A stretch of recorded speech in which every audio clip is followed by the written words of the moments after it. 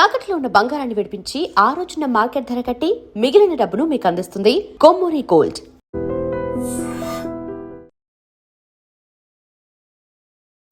నమస్కారం, welcome to ID media. నేను మీ సంగీత.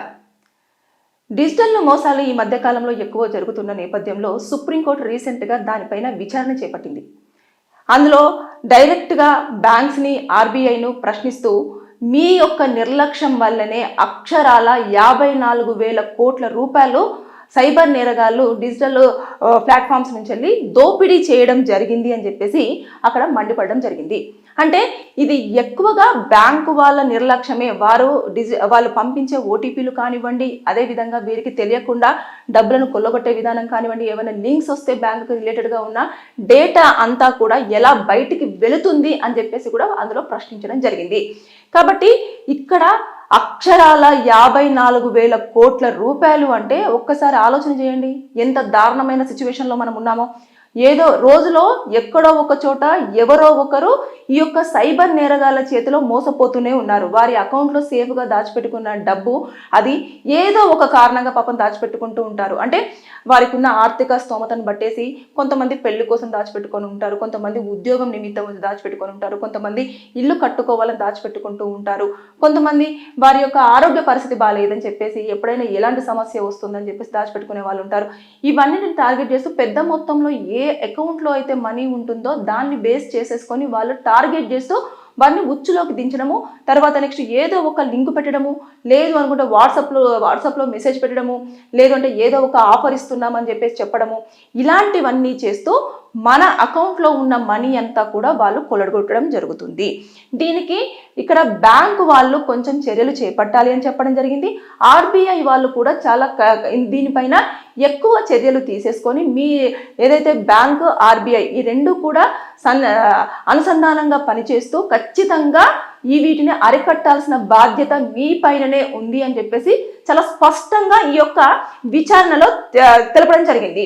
ఇక దీన్ని బట్టేసి బ్యాంకు వారు ఖచ్చితంగా స్టెప్స్ తీసేసుకొని ఒక ఓటీపీయే కాకుండా ఇంకేమన్నా ఆల్టర్నేటివ్గా మనమే కన్ఫర్మేషన్గా డబ్బులు విత్డ్రా చేస్తున్నామని తెలిసేలాగా ఉండే విధంగా వారు ఏదైనా చర్యలు టెక్నికల్గా ఏదైనా చర్యలు చేపడితే తప్పించి ఈ యొక్క సైబర్ నేరగాలను అరికట్టలేము అని చెప్పేసి ఇక్కడైతే మనకు చాలా స్పష్టంగా అర్థమవుతుంది. అంటే రోజులో ఇప్పుడు కేసులు కూడా చాలా ఫైల్ అవుతున్నాయి, రికవరీ అవుతున్నాయి. ఇంకా రికవరీ కానివి అంటే 24 అవర్స్లో ఖచ్చితంగా మనం కనుక సైబర్ క్రైమ్ ఆఫీస్లో పోలీస్ స్టేషన్లో కనుక కంప్లైంట్ రైజ్ చేస్తే వారు ఏదో ఒక రూపంలో డబ్బుల్ని రికవరీ చేయడానికి ట్రై చేస్తారు. కానీ కొంతమందికి తెలియట్లేదు, డబ్బులు వెళ్ళిపోయిన తర్వాత కూడా వాళ్ళు పట్టించుకోకుండా అలా లైట్ తీసేసుకుంటే 2 రోజులు, 3 రోజులు, 4 రోజులు అలా పోయిన తర్వాత కంప్లైంట్ ఇస్తే లాభం ఏమీ ఉండదు. అప్పటికి వాళ్ళు చేయాల్సినంత చేసేస్తారు, దుకాణం సర్దిస్తారు. కాబట్టి ఇలాంటివి జరుగుతున్న నేపథ్యంలోనే దీనిపైన సుప్రీంకోర్టు ఆగ్రహంతో పాటు విచారణ చేపట్టేసి బ్యాంకు వారికి, ఆర్బీఐ వారికి చెప్పాల్సిన సూచనలన్నీ చెప్పడం జరిగింది. తీసుకోవాల్సిన చర్యలు ఏమున్నాయో అవి ఖచ్చితంగా తీసుకోకపోతే మనం ఇంకా ఎక్కువ పర్సెంటేజ్లో కూడా డిజిటల్గా ఆర్థికంగా నష్టపోయే ఛాన్సెస్ ఉంటాయి. బాధితులు ఎక్కువ మంది కూడా కోర్టును అప్రోచ్ అయ్యే ఛాన్సెస్ ఉంటాయని చెప్పేసి స్పష్టంగా చెప్పడం జరిగింది. కాబట్టి ఇక మీదట ఖచ్చితంగా చర్యలు అనేవి చాలా స్పీడీగా, తర్వాత నెక్స్ట్ చాలా పక్కడ్బందీగా తీసుకుంటేనే ఏదైతే సైబర్ నేరగాళ్ళు ఉన్నారు కదా వారు ఎన్ని పంపించినా, మనకు లింక్స్ పంపించినా, ఫొటోస్ పంపించినా, లేదంటే ఏదో ఒక ఓటీపీ వచ్చినా సరే ఇక మన డబ్బులు సేఫ్ అని చెప్పేసి అన్న భరోసా మనకు బ్యాంకు వారు కానివ్వండి, ఆర్బీఐ వారు కానివ్వండి ఇచ్చినట్లయితే మన డబ్బులు సేఫ్. లేని పక్షంలో ఏమవుతుందంటే పాపం ఇప్పటికీ కూడా అటు పోలీసు వారు కానివ్వండి, మీడియా వారు కానివ్వండి, బ్యాంకు వారు కానివ్వండి, ప్రతి ఒక్కరూ ఇలా అప్రమత్తంగా ఉండండి, జాగ్రత్తలు తీసేసుకోండి. ఎవరు ఏం పంపించినా మీ మొబైల్లో ఎట్టి పరిస్థితుల్లో ఓపెన్ చేయకూడదు. మనకు మెసేజ్ వచ్చిన తర్వాత ఇక్కడ పిఎన్ ఉంది అని అంటే అది ప్రైవేట్కి మెసేజ్ సంబంధించి, బ్యాంకు నుంచి వెళ్ళి వస్తే సర్వీస్ అని చెప్పేసి ఉంటుంది, ఎస్ అని చెప్పేసి ఇక్కడ మనకు పక్కన కనిపిస్తూ ఉంటుంది. అలాంటివి కూడా ఈ మధ్య కాలంలో కాపీ చేస్తున్నారు. కాబట్టి దయచేసి మీరు ఏ లింక్స్ వచ్చినా సరే ఓపెన్ చేయకూడదు. మీరు డబ్బులు పంపించేటప్పుడు కూడా ఎవరైనా లింక్లో ఇలా మీ అకౌంట్ నుంచి వెళ్ళి ఇన్ని డబ్బులు విత్డ్రా అయిపోయినాయి అని చెప్పేసి ఫస్ట్ ఒక ఫేక్ మెసేజ్ పంపిస్తారు. అయ్యో నిజంగానే డ్రా అయినాయా అని చెప్పేసి ఇమీడియట్గా మీరు ఫోన్పేలోకి వెళ్ళేసి పాస్వర్డ్ కొట్టేసి అమౌంట్ ఉందా లేదా అని కూడా చెక్ చేసుకోకూడదు. చేసుకున్నారు అంటే వారు ఏదైతే మెసేజ్ పంపించారో దాని రూపంలో ఒక కోడ్ అనేది మన ఫోన్లోకి పంపించడం జరుగుతుంది. వెంటనే ఇమీడియట్గా మీరు ఎప్పుడైతే మీ యాప్ను ఓపెన్ చేస్తారో వాళ్ళకి అది కనిపిస్తూ ఉంటుంది. వాళ్ళు దాంట్లో నుంచి డబ్బులు డ్రా చేసుకోవడం కూడా జరుగుతుంది. ఓటీపీతో సహా అన్ని క్లియర్గా వారికి మెసేజ్ వెళ్తూ ఉంటుంది. కాబట్టి ఇలాంటివి జరుగుతున్నాయి. వారు ఎవరైతే సైబర్ నేరాలకు పాల్పడుతున్నారో వారు అంత అడ్వాన్స్గా ఆలోచిస్తున్నప్పుడు మీరు వీటిపైన ఎందుకని చర్యలు తీసుకోలేకపోతున్నారు అని కూడా సుప్రీంకోర్టు బ్యాంకు వారిని ప్రశ్నించడం జరిగింది. ఇక మీదట బ్యాంకు వారు గట్టిగా చర్యలు తీసుకుంటే తప్పించి మన డబ్బులు సేఫ్ కాదు అని చెప్పేసి మనకు అర్థమవుతుంది. బ్యాంకు వారితో ఎంత జాగ్రత్తలు పాటించాలని మనకు చెప్తున్నా మన నిర్లక్ష్యం అనేది ఇందులో 100కి 100% ఉందని చెప్పేసి నేనైతే ఖచ్చితంగా చెప్పగలను.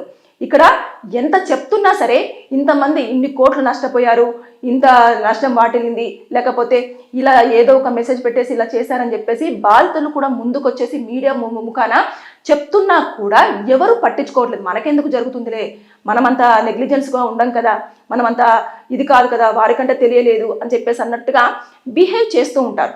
కానీ అలా కాదు. నేరగాళ్ళు మనల్ని టార్గెట్ చేస్తే మనం దేనికైతే రెస్పాండ్ అవుతామో అనేది అబ్జర్వ్ చేసిన తర్వాతనే మనల్ని ట్రాప్ చేయడము, మన అకౌంట్లో ఉన్న మనీని కొల్లగొట్టడం అనేది జరుగుతుంది. అందుకోసం అని చెప్పేసి రోజు ఇలా డిజిటల్ ప్లాట్ఫామ్స్ నుంచి డిజిటల్గా మన ప్లాట్ఫామ్స్లలో మెసేజెస్ ఇస్తున్నా సరే ఎవ్వరు పట్టించుకోవట్లేదన్న ఉద్దేశంతో, జనాలు వినట్లేదు అన్న కారణంతో వీటిని అరికట్టాలి అంటే ఇంకా బ్యాంకు వారు అదేవిధంగా ఆర్బీఐ వారు ఖచ్చితంగా ఇందులో ఇన్వాల్వ్ అవ్వాలని చెప్పేసి సుప్రీంకోర్టు భావించింది. కాబట్టి దానిపైన విచారణ చేపట్టి వారికి ఇలా ఉండాలి, ఇలా చెయ్యండి అని చెప్పేసి కొన్ని సూచనలు చెప్పడం జరిగింది. దాంతోపాటు జాగ్రత్తలు తీసుకోవాలి, వారికి కూడా అవగాహన కార్యక్రమం మీ బ్యాంకుకు వచ్చినప్పుడు ఖచ్చితంగా చెప్పాలి అని కూడా అక్కడ తెలపడం జరిగింది. ఏదేమైనా సరే కానీ మొత్తానికైతే మనం అక్షరాల కేవలం సైబర్ నేరగాళ్ళు మన బ్యాంకు నుంచి అంటే వేరే వాళ్ళకు సంబంధించిన దగ్గర అకౌంట్లో నుంచి 54,000 కోట్ల రూపాయలు ఇప్పటి వరకు కొల్లగొట్టారు. ఇప్పటి వరకు వారిని మనం పట్టుకున్నది కూడా అరికట్టింది కూడా చాలా తక్కువ సంఖ్యలోనే అని చెప్పేసి మనం అనుకోవచ్చు. రోజు కొత్త ఆలోచనలతోటి, కొత్త ఐడియాస్ తోటి, కొత్తగా వాళ్ళు మనల్ని మోసం చేసే దిశగానే ప్రయత్నం చేస్తున్నారు. కాబట్టి ఇది ఎక్కడి నుంచి స్టార్ట్ అవ్వాలి అనేది సుప్రీంకోర్టు కూడా ఆలోచించడం జరుగుతుంది. బ్యాంకు వారు కూడా ఆలోచన చేపట్టడం జరిగింది. ఇక ఆర్బీఐ కూడా కొన్ని గైడ్ లైన్స్ తీసుకురావడమో లేకపోతే ఇంకా వారు ఎలాంటి చర్యలు తీసుకోవాలనే దానిపైన కూడా వీరు ఖచ్చితంగా ఏదో ఒక నిర్ణయం తీసేసుకొని మనకు కూడా త్వరలోనే అనౌన్స్ చేసే అవకాశాలు అయితే ఉన్నాయి. ఏదేమైనా సరే కానీ జాగ్రత్తగా ఉండండి. సైబర్ నేరగాళ్ళు మనకు తెలియకుండానే మన అకౌంట్లో ఉన్న మనని కొలగొట్టడం జరుగుతుంది. Be careful. Thank you. నిజంగా ప్రస్తుతం ఉన్నటువంటి సమాజం దేనికి ప్రయారిటీ ఇస్తుంది? ఆర్థిక సంబంధాల చుట్టూ మాత్రమే తిరుగుతుంది. మళ్ళీ ఎన్నికలంగానే చాలా విరక్తి కలుగుతాను. మంచి అనిపిస్తుంది కదా, లేడీస్ కూడా ఛాలెంజింగ్ జాబ్స్ చేసినప్పుడు చాలా బాగుంటది. ట్రాఫిక్ అసిస్టెంట్స్ గా నియమించిన ట్రాన్స్జెండర్స్ అందరితో సాల్యూట్ చేయించుకుంటున్నారు. ఫుడ్ డెలివరీ ఇవ్వటానికి వెళ్ళినటువంటి డెలివరీ బాయ్ అనిల్ పై కళ్ళ ముందు